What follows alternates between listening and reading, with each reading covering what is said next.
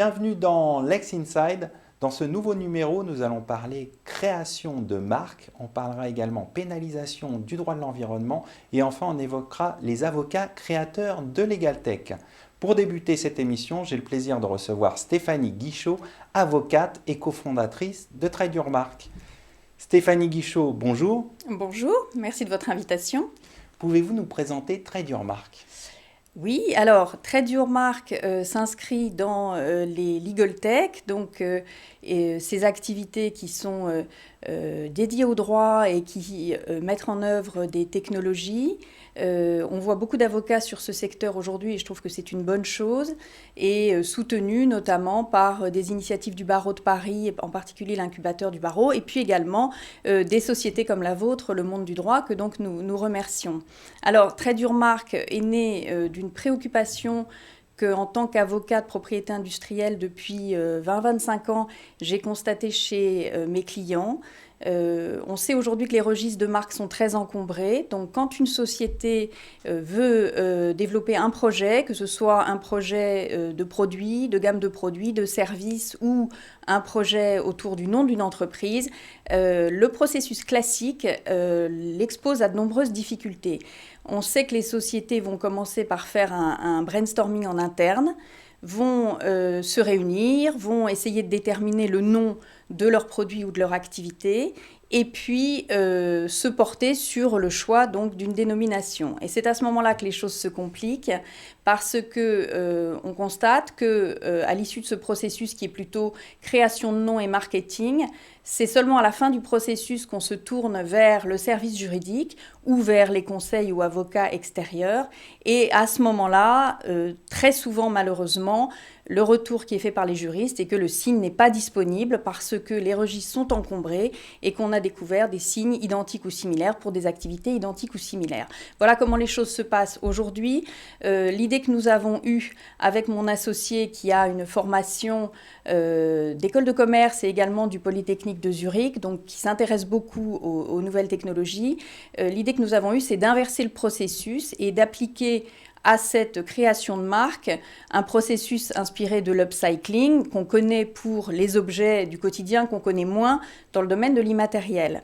Et à cette fin, on a mis en place et créé une base de données et un algorithme qui nous permettent d'identifier dans la base des marques qui sont très très nombreuses, celles qui sont inexploitées, dont on estime qu'il y en a à peu près 50%. Donc c'est quand même une quantité très importante. Et à partir de là, on est en mesure de proposer à nos clients de les aider à trouver dans cette base de données la marque qui correspondra à leur activité et à leur souhait de développement. Quels sont les services que vous proposez ? Alors nos services s'adressent en fait à deux types de clients. Les premiers, comme je l'indiquais, ce sont vraiment les créateurs de marques.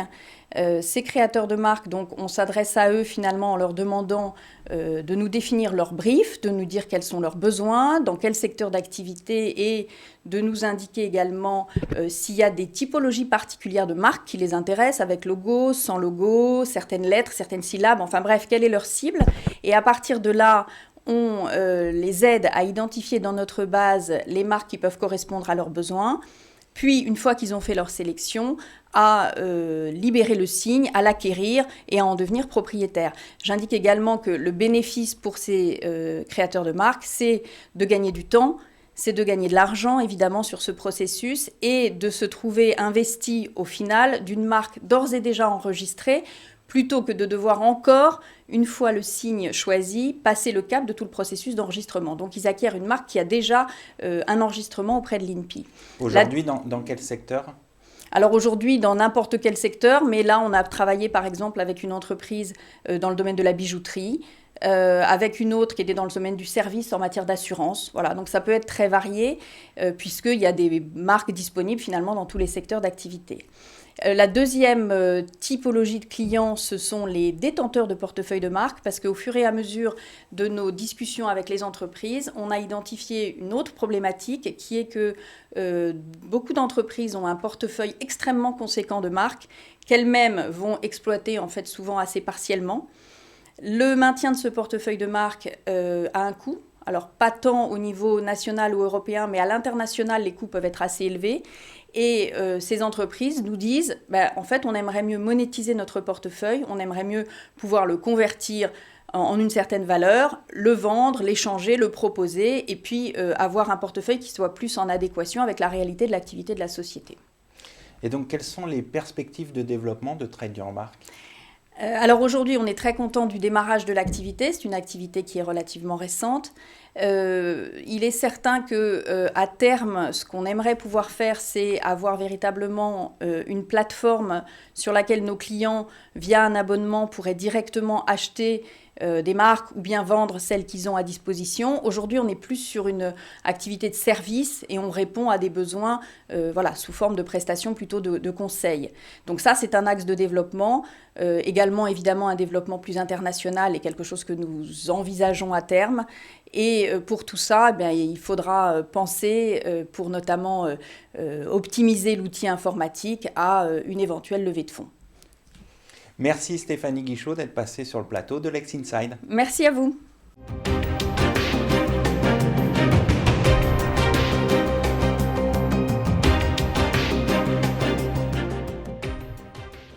Vous êtes toujours dans Lex Inside. J'ai le plaisir de recevoir Mathieu Davy, président d'Avotech, avec qui on va parler des avocats créateurs de LegalTech. Mathieu, bonjour. Bonjour Arnaud. Alors, qu'est-ce qu'Avotech ? Alors Avotech, c'est la première association française et maintenant européenne d'avocats créateurs de LegalTech. Donc c'est une association un peu particulière, d'un genre nouveau, qui n'existe que parce que les LegalTech sont arrivés sur le marché dans les années 2015, qu'avec quelques confrères, on s'est dit qu'on devrait se regrouper.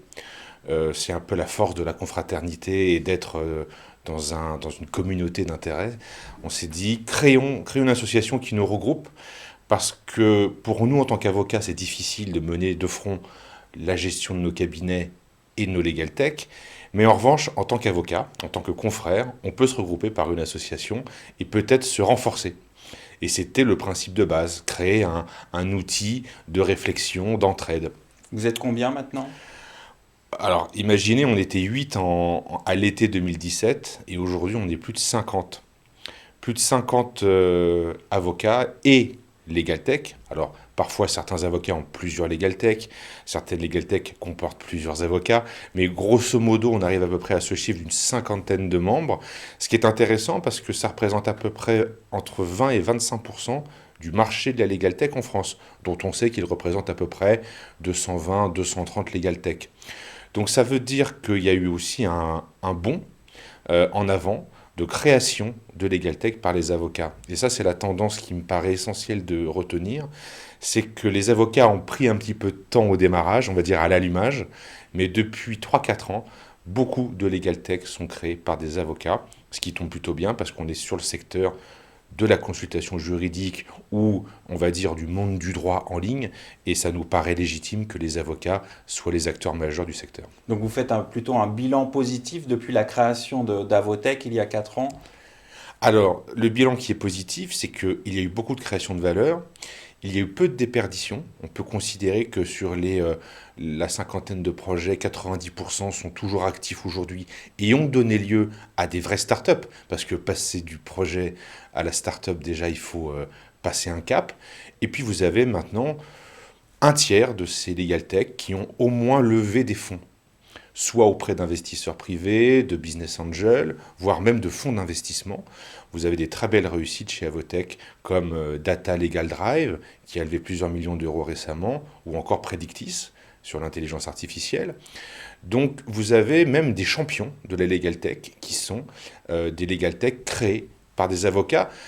Et on a pu assister depuis un an et demi à une bonne dizaine de levées de fonds dans les LegalTech d'avocats. Ce qui veut dire qu'avant, on nous prenait un peu de haut, notamment dans le monde industriel de la LegalTech, sous le mode les avocats avec vos petits projets sur PowerPoint, ça ne va pas être facile pour vous, vous ne sortez pas d'HEC, vous n'êtes pas adossé à des fonds.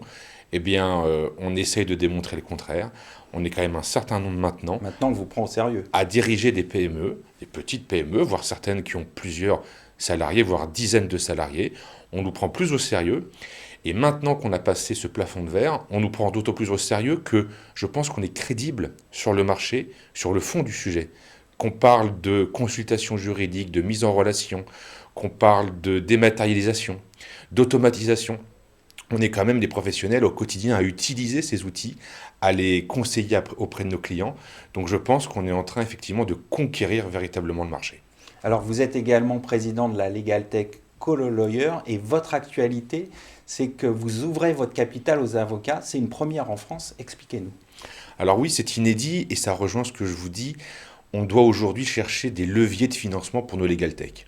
Il y a des leviers de financement classiques comme les business angels. On a déjà fait une première levée de fonds Colo Lawyer en 2019 auprès d'investisseurs privés. Ça, on va dire que c'est assez classique et la plupart de mes collègues le font. Là, on s'est dit, on va passer à un autre mode.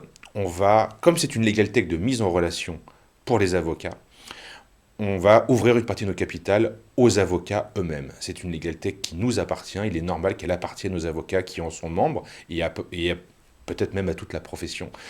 Et donc, on passe par ce système de crowdfunding, donc de financement participatif, qu'on a ouvert il y a à peu près 3 semaines et qui permet à chaque avocat de France de souscrire des parts sociales dans la société, dans le cadre d'une holding dédiée aux avocats. Et on est très heureux parce que ça fait 3 semaines maintenant qu'on a ouvert et on a plus de 60 souscriptions. On est déjà à 150 000 euros de promesses d'investissement.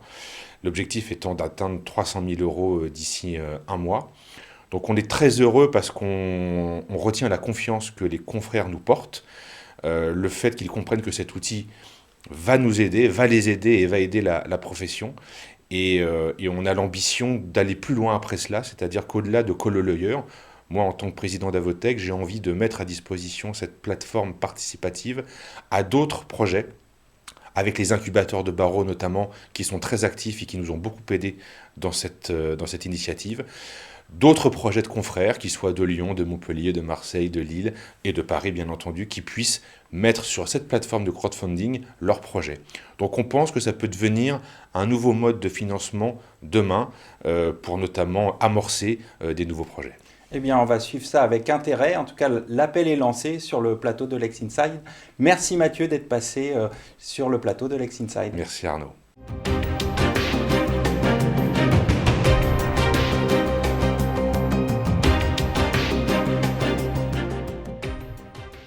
Vous êtes toujours dans Lex Inside, on va parler pénalisation du droit de l'environnement. Et pour ce faire, j'ai le plaisir de recevoir Jean-Pierre Delvigne, associé chez BCLP. Jean-Pierre, bonjour. Bonjour Arnaud. Alors, justement, on assiste à une pénalisation du droit de l'environnement. Est-ce que ça signifie que l'arsenal juridique actuel n'est pas satisfaisant ? Alors tout d'abord, pour préciser que c'est que le droit pénal de l'environnement a toujours existé. Actuellement, l'ensemble de la réglementation environnementale est pénalement sanctionné.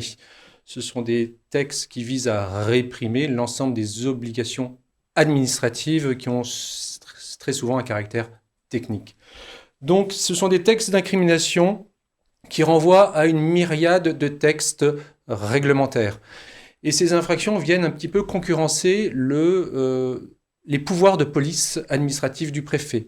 En somme, lorsqu'on est en présence du non-respect d'une obligation administrative, il s'agit d'un côté d'une infraction pénale, de l'autre d'une non-conformité qui donne le pouvoir même, le préfet a l'obligation de mettre l'exploitant en demeure de régulariser la situation. Et s'il ne met pas en demeure l'exploitant, et si l'exploitant ne respecte pas la mise en demeure, à ce moment-là, le préfet a le pouvoir de prononcer des sanctions administratives qui permettent de prévenir un dommage environnemental ou de réparer la situation.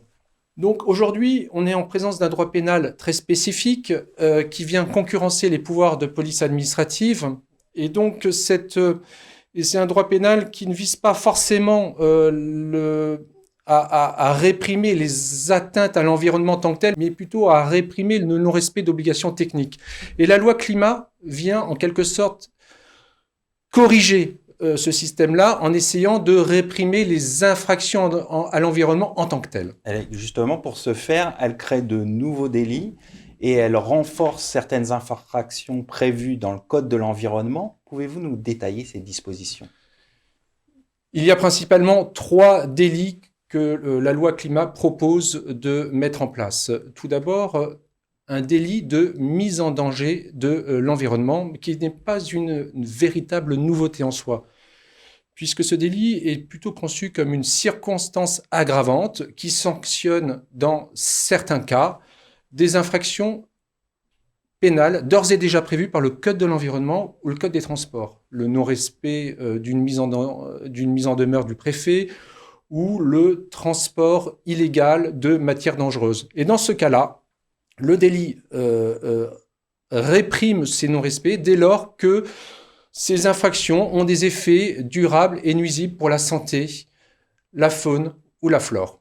Il y a également une deuxième infraction, puisqu'elles sont au nombre de 3 principalement.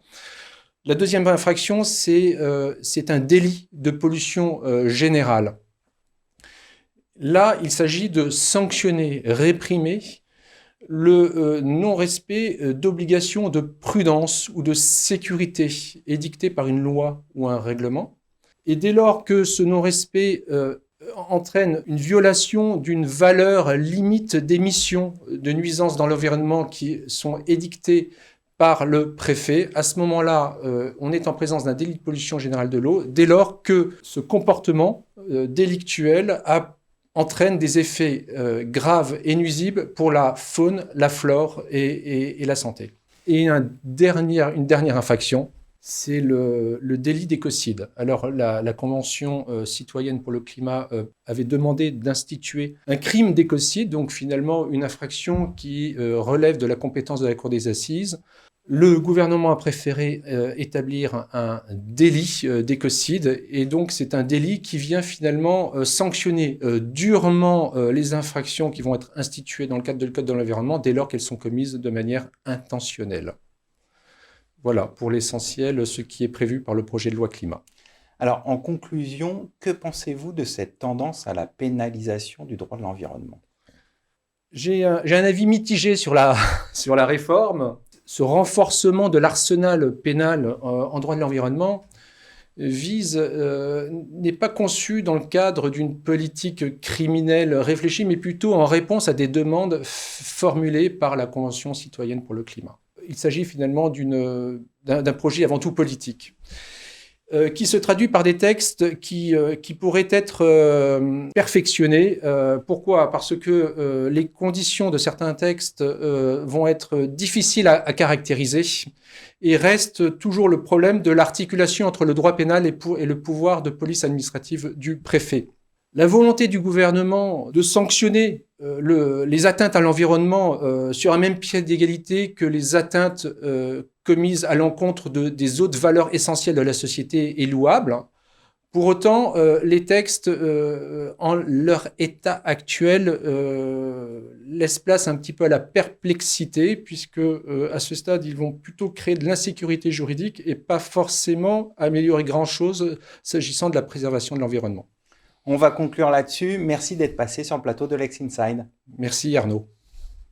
Merci à toutes et à tous pour votre fidélité et à très bientôt pour un nouveau numéro de Lex Inside.